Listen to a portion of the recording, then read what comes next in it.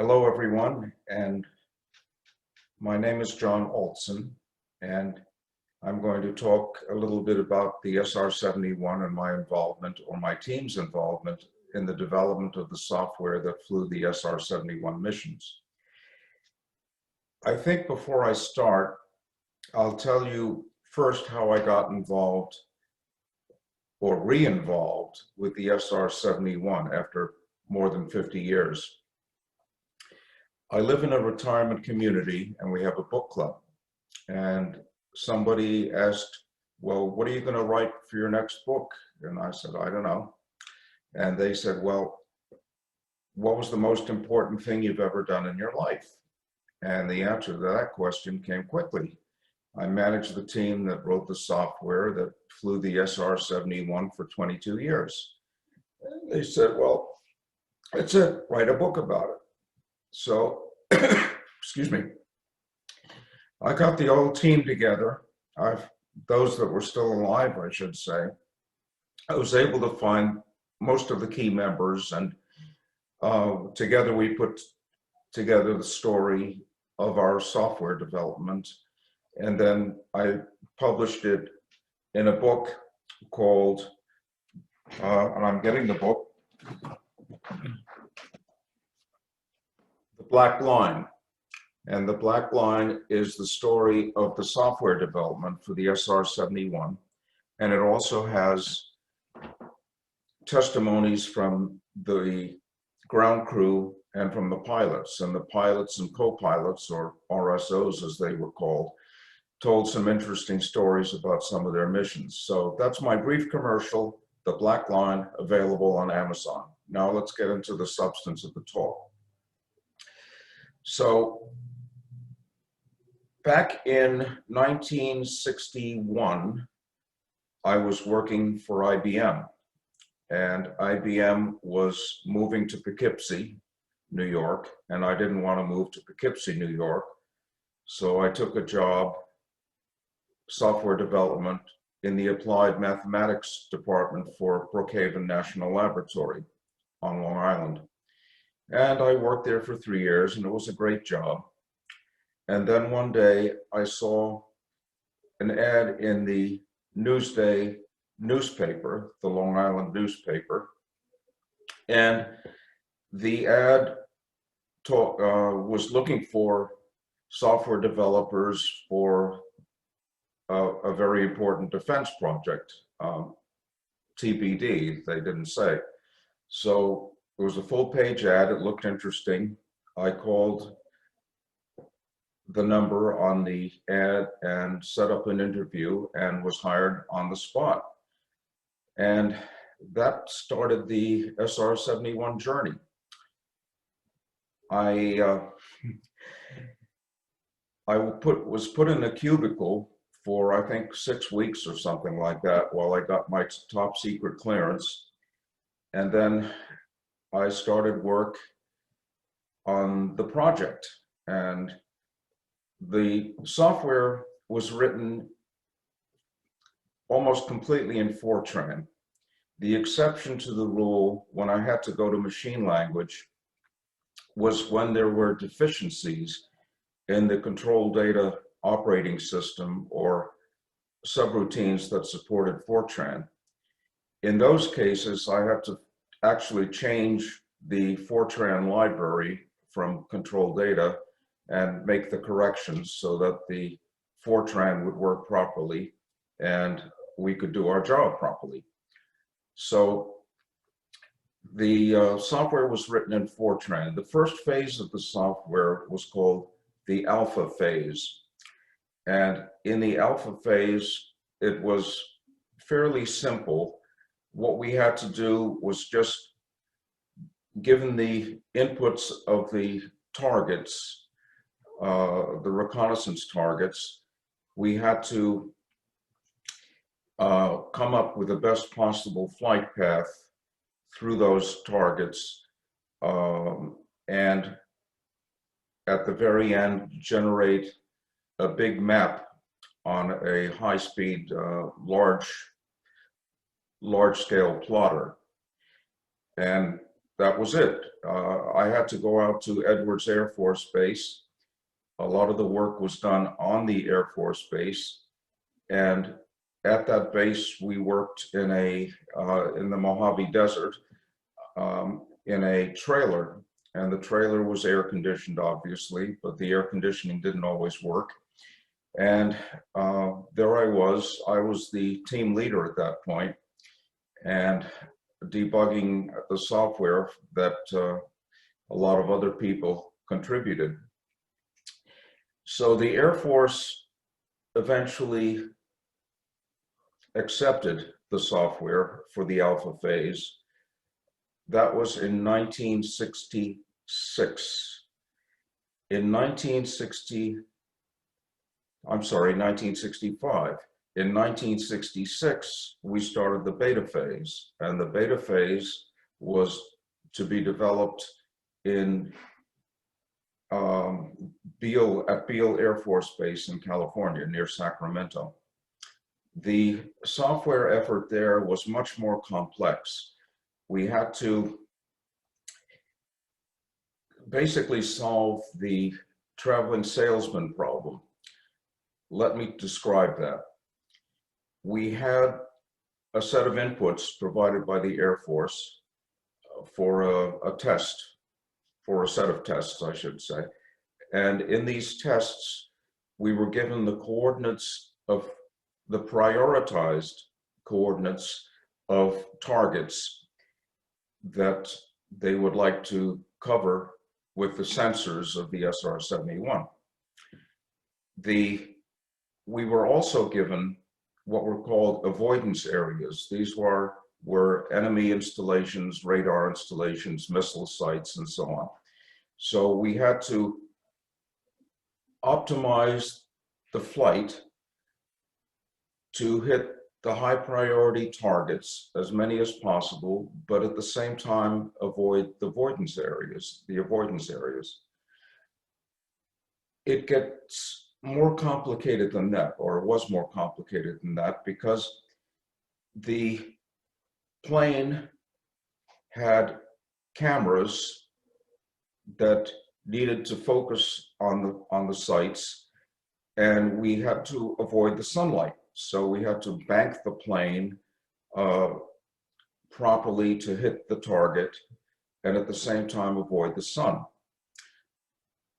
Meanwhile, the SR-71 is traveling at over 3 times the speed of sound, faster than a bullet and faster than enemy missiles.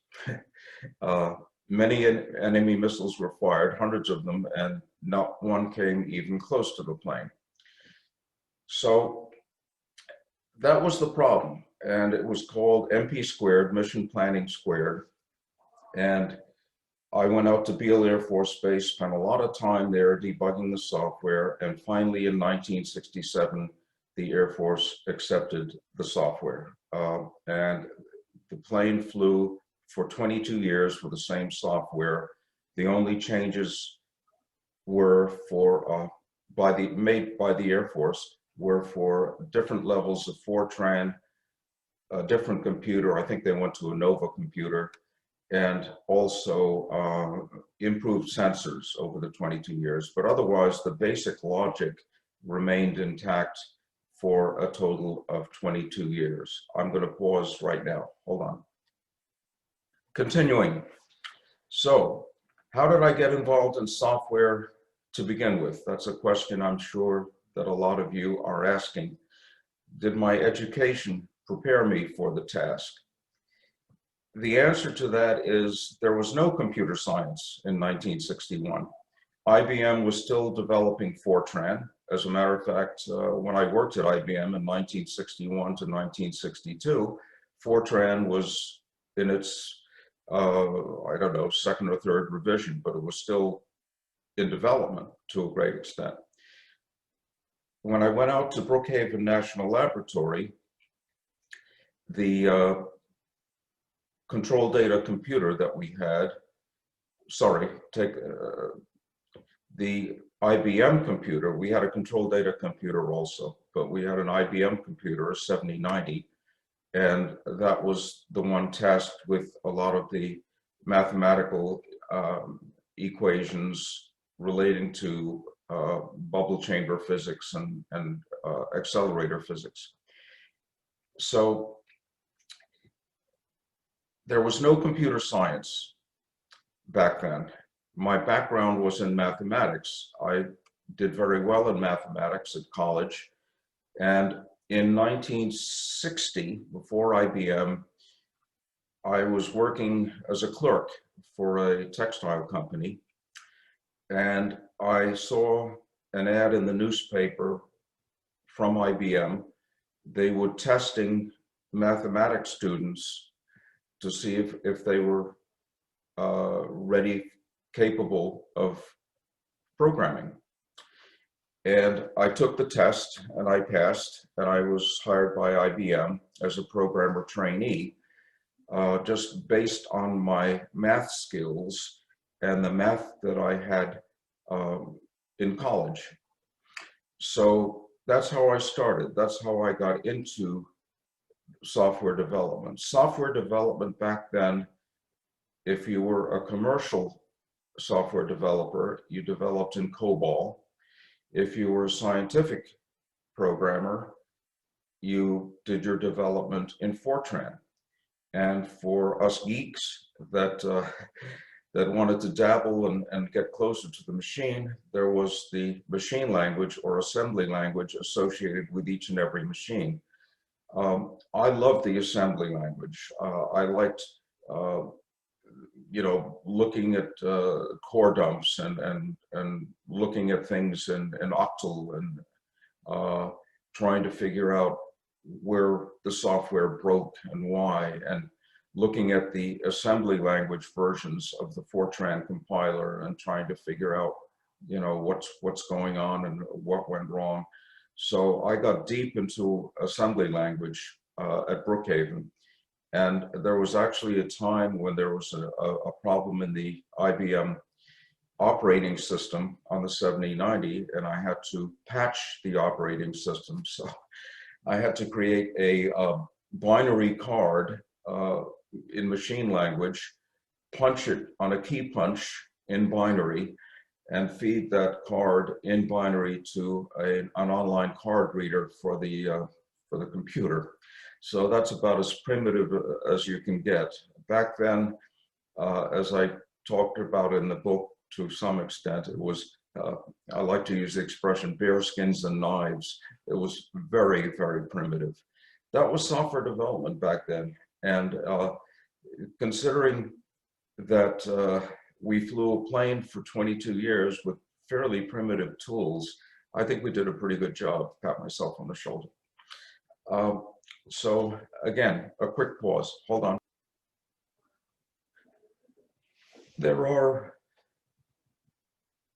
two other topics that I'd like to cover. One is, why did we need a computer at all? Why didn't the pilots just fly the plane? Because they were good at doing that. And the answer to that is, well, you're traveling at over 3 times the speed of sound. If you have, I did the math on this, let's assume you have a target, you're flying at 80,000 feet. Let's assume that you have a target on the ground that's about a half a mile across. So your travel time over that target is 0.4 seconds. So in that time, or in preparation for that time, you have to bank the plane, avoid the sun, turn the sensor on, turn the sensor off, get ready for the next target. Not easy to do in 0.4 seconds, or the seconds just before the 0.4 seconds. So a computer was absolutely essential. And that's why we got the software job at Airborne Instruments, where I did the work. The second topic that I'd like to talk about is the SR-71 itself. A remarkable plane, never shot down after many, many missiles being fired at it, flying faster than a bullet, and just a one-of-a-kind aircraft, something that you'll perhaps never ever see again. And at this point, I'd like to switch over and share a video from a commander of one of the 3 Air Force bases. And he'll talk about the SR-71. There were 3 Air Force bases that actually flew the missions. Beale in California, one in Okinawa, and one in the UK. And it wasn't necessarily obvious out of which base they would fly, because sometimes they'd fly over the North Pole, and it was faster to get from, let's say, the base to Russia from Sacramento than, let's say, from Europe. So the commander, Rich Graham, that will speak on the video, was a commander of one of those bases. I think it may have been the one in the UK, but in any event, watch his video. It's 5 minutes long, and then I'll come back shortly thereafter. Here we go. I'm prejudiced, obviously, since I flew it, but I think it's probably one of the greatest airplanes ever built. It's the world's fastest. It holds all the speed records. It goes higher than any other airplane in the world. It flew across the entire United States in 64 minutes. The SR-71 was developed for a need, and that need arose when Gary Powers got shot down in the U-2. Secret reconnaissance of Russia by high-flying American U-2 jets ended when one was down deep in Soviet territory. The United States, they were looking for an airplane that would go higher and faster than the U-2 and be totally invulnerable to enemy defenses. If you add up the number of people who have flown it on operational reconnaissance missions only, you'll come up with 86 pilots total. This mission is classified secret. The day before the mission, the primary crew, which is a pilot and a navigator, would meet at the mission planning. The mission planners would have all your computer flight plans laid out on the table. And for the next 2-3 hours, you would go through the entire route of flight. If we had MiGs come up, if we had SAMs fired at us, if we had an engine flame up, what we would do along the entire route of flight. Any plane that goes above 50,000 feet, you have to be in a pressure suit. The higher you go in altitude, the lower the boiling point becomes of fluids. Your eyes, your nose, your mouth, and your ears, where there's any kind of moisture whatsoever, that'll be the first place to start boiling real rapidly. So that is why we wear a pressure suit. It saves your life. When the cockpits are all set up and ready for you to go, they give you a thumbs up. You walk up the steps, crawl into the seat, and then from then on, you let the physiological support people who do our pressure suits, they make all the matings to the ejection seat. Your life is in their hands because with the pressure suit on, you cannot see any of these connections whatsoever.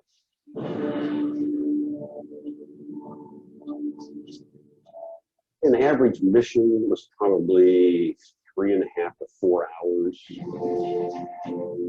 Each engine puts out thrust 34,000 pounds, so you have a total of 68,000 pounds of thrust coming out of those engines.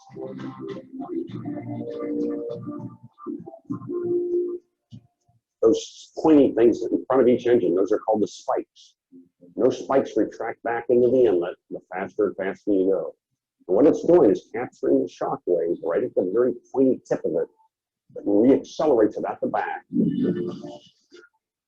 When you're cruising at Mach 3.2, those engines are putting out 20% of the thrust.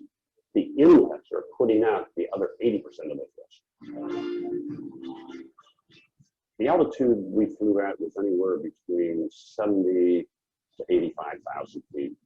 If you look out one window to the front cockpit to the other side, you can see a very definitive fluid to the air, very bright in the day and very dark at night.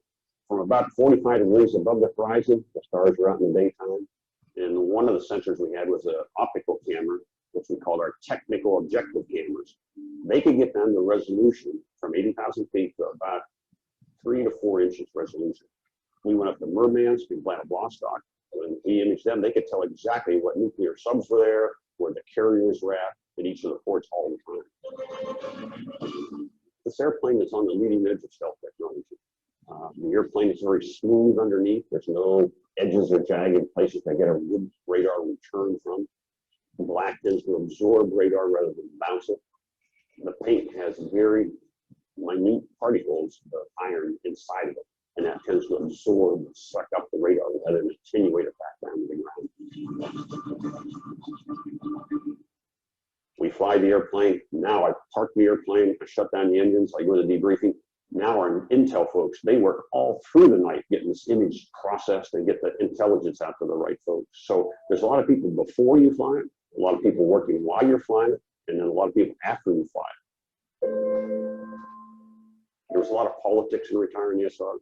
Satellites were getting better. Their photography as well as radar imagery was getting better. The leadership of the Air Force then was not very enamored with an airplane that didn't carry bombs or missiles or guns, and that's why the SR retired. It's sad to see the SRs on the ground when I know they could still be flying and doing a job. There's not many countries today that we could still fly over with unimpeded. But to bring back all those sole source vendors for the special fuel, the special oil, the special hydraulic fluid, the tires, you can't find those vendors anymore. They were one-of-a-kind vendors. So it would be a monumental task to bring one back and to fly.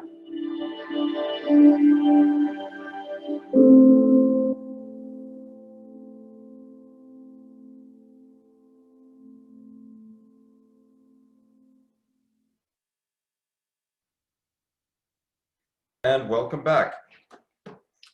So a few more things. I jotted down some notes of things that I didn't talk about before.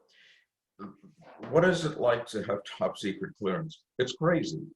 I couldn't tell my wife anything about what I was doing other than I was out in the middle of the desert or at a nice Air Force base in California, and we got to see San Francisco and Yosemite and things like that, but I couldn't talk about the job that I was doing for about 20 years.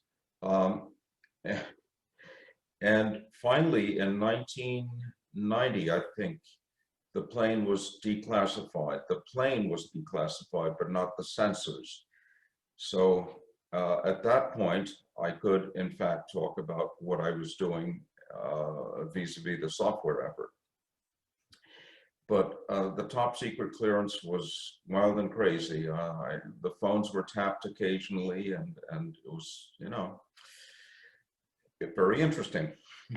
So where were the missions planned? 80% of them were tactical missions that were actually planned by the commanders, someone like Rich Graham. They would go over the same areas quite frequently, and these were areas where missile activity was going on or something was going on, and they wanted to keep covering it. So 80% of them came from the commanders of the bases. The other 20% came from SAC headquarters in Omaha. I had a chance to go there once, and I had to be escorted even when I went to the bathroom, and it was way down underground, a 7090 computer that we tried to get running using the same software, but I'm not sure we actually got it off the ground. The original software was on the CDC 3200.